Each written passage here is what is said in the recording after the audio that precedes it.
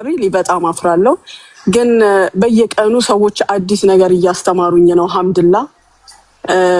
እኔ አንድ የተማርኩት ነገር የሰው ልጅ የሰጠሽው ቦታና የሰጠሽው ክብር ካልገባው ዞር ማለት እንዳለብሽ ተምሬያለሁ።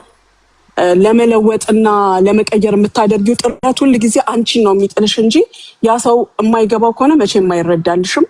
ይሄንን አንደርስታንድ ስላደረኩኝ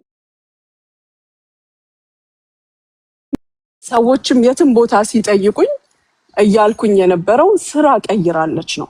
በምንም ንግግር ወይም ምንም ዲቴል ውስጥ ገብቼ የማላቅም ደግሞም አዲስም ነገር የለም። እኔ በበኩሌ የሰጠኋት ቦታ ስላልተረዳችው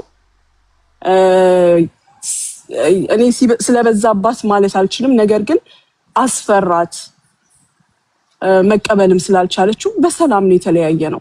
አሁን እንደምትለው እኔ ታዋቂ ስለሆንኩኝ ሰዎች በኔ ስም ገንዘብ ይገባል እንዲህ አይነት ነገር እንደፈራች ነው አንደርስታንድ ያደረኩት።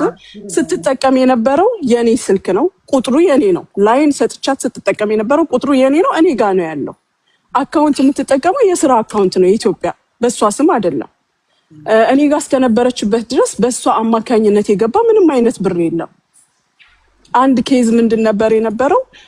አንድ ድራይቨር ምንድነው ከኤርፖርት እኛ ድረስ እስክታመጣ 200 ድርሃም ሳይከፈላት የቀረች እንደነበረችና ቅርብ ጊዜ ስደውልልኝ ምን አልኳት? ቼክ አድርጌ እነግርሻለሁ። ኢቭን ስለምናችንም ያወራውላት ነገር የለም። ያው እሷ ስለነበረች የምትከፍለው እንደዚህ የሚመጡትን ልጆች ወይም አስተላልፊ እያለችኝ የማስተላልፈው ቼክ አድርጌ እነግርሻለሁ ብያታለሁ። ይሄንን አውቃለሁ። ከዛ በተረፈ ግን ሂሳብ ላይ በሷ ስም የሚገባም ገንዘብ የለም፣ የገባም የለም። የሚገባው እኔ ሂሳብ ላይ ነው። የእሷን ስም ሌላ ሰው ስም ቢሆንም እሷን የሚመለከት ነገር የለም።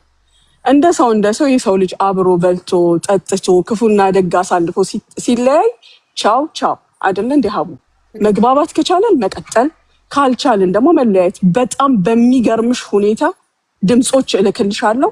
አካባቢ ያሉትን ሰዎች እየደወለች ተጠንቀቁ ትላለች። በሚደንቅሽ ሁኔታ በጣም ነው የገረመኝ። እኔ ግን በጣም በቃ የምታነሹ ሰው ብዙ ጊዜ ጨነቀኝ ብሎሽ ያሳረፍሹ ሰው ምን እንደሚፈልግ እየተረዳ ሁሉም ማለት አይቻልም። ምን ግን እየተረዳው ስለሆነ ንቄ ነው የተውኳት። ከቤቴ ስትወጣ ነው ከልቤም ውስጥ የሸኘኋት። ብዙ ሰዎች ያሉ ምንድነው ፖይንቷ? ምንድነው የፈለገችው? ለዛ እኔ ኮሜንት ላይ ስሜን ላጥራ ብላ ነው የመጣችው እና ስሜን ላጥራ እንዲያስገቡኝ ብላ ገባች።